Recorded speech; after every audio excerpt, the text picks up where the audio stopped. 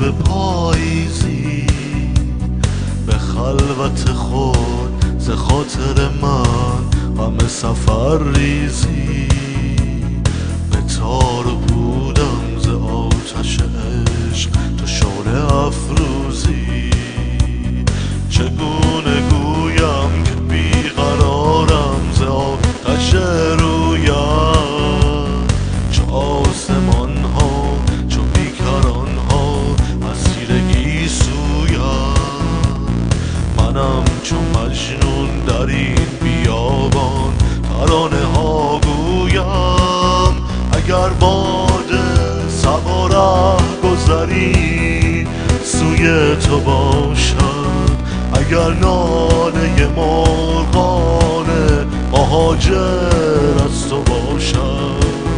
دلم ای دل من تنگ غروب چه بی وفایی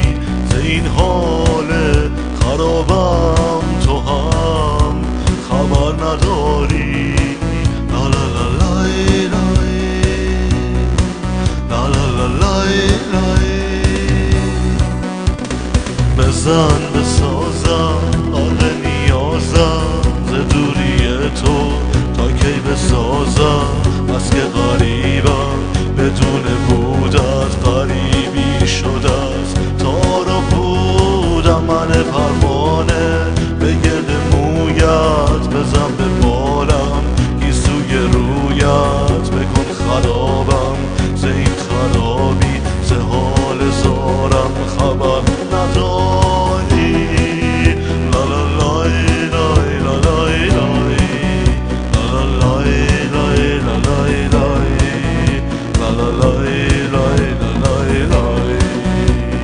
لای لای لای لای لا لا لای لای لا لای لای لا لا لای لای لا لای لای لا لا لای لای لا لای لای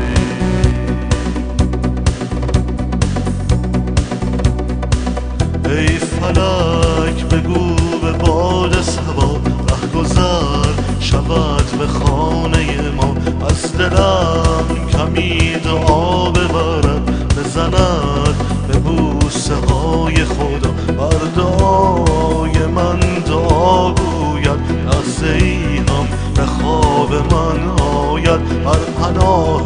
گم کرده یارانش رحمتی از آسمان بارد بزن بسازم غرق نیازم به دوری تو تا کی بسازم بس که غریبم بدون بودت غریبی شده است تار و پودم من پروانه به گرد رویم بزن به بالم گیسوی بویت بکن خرابم ز این خرابی بزن بسازم غرق نیازم ز دوری تو تا کی بسازم بس که غریبم بدون بودت غریبی شده است تار و پودم من پروانه به گرد رویت بزن به بالم گیسوی مویت بکن خرابم ز این خرابی ز حال تنگم خبر نداری